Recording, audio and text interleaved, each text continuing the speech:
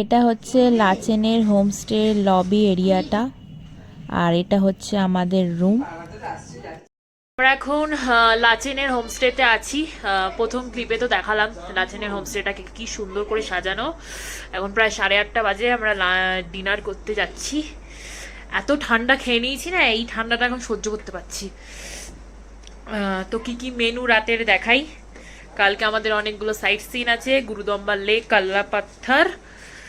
কালকে 6টায় বেরোতে হবে, তাই তাড়াতাড়ি খেয়ে দিয়ে শুয়ে পড়তে হবে। নিচের দিকে বারবার তাকাচ্ছি কেন কি আমি সিঁড়ি দিয়ে নামছি। তো আজকে কি কি রাতের ডিনার আছে দেখাচ্ছি।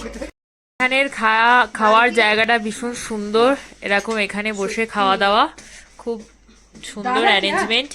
এইখানে ঠান্ডার জন্য আগুন জ্বলছে নিচে। আচ্ছা, রান্নার আমাদের ভালোই লাগছে গরমে।